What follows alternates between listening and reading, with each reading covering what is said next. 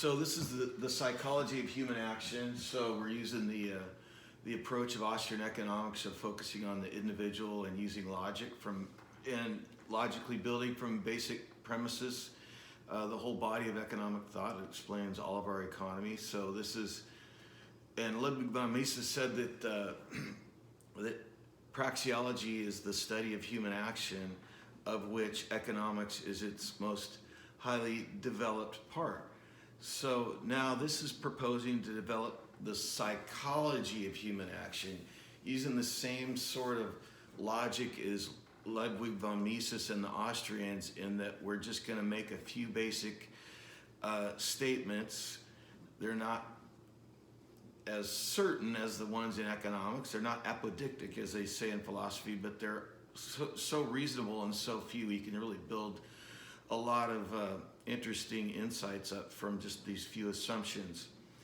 So the most basic assumption that we make to build upon in the psychology of human action, where we focus on the individual and the thought process of the individual, is the idea that at any point in time, the decision maker can do things by the rule of do what everyone else is doing or think for yourself. And that is just fundamental. Those are the two divide things that you can use to make decisions, and they're so fundamental that they just yield a lot of insights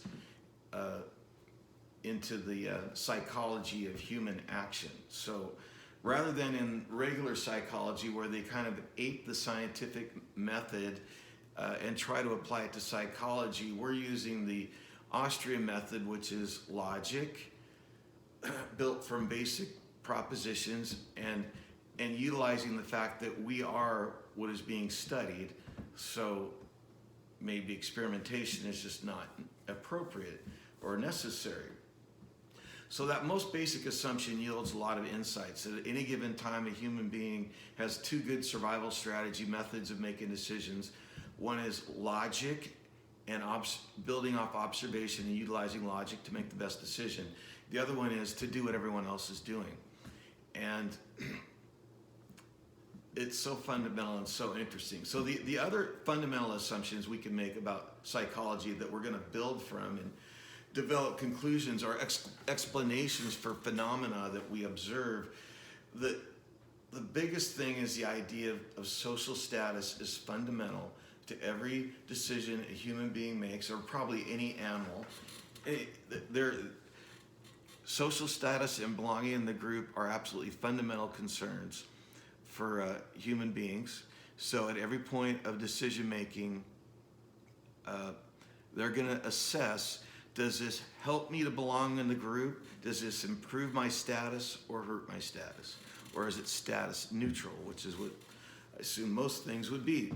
So that is fundamental. And it's also a fundamental human drive to want to belong in the group, to have the approval of the group, and to be as high of status as possible in the group. It's a fundamental drive. Now, the next assumption we're going to make is that people will vary in the intensity of that fundamental drive. So some people will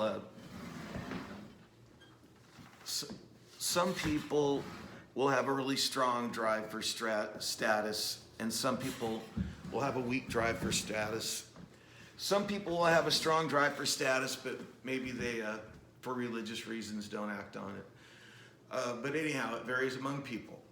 There is a tendency, the default mode is to dislike, despise, not like people of lower status, not want to associate with them, etc. Unless you're following your Christian faith and you can overcome that. But that's a drive in people, and to worship people higher in status, and that is another sort of fundamental human trait that varies between people and times too.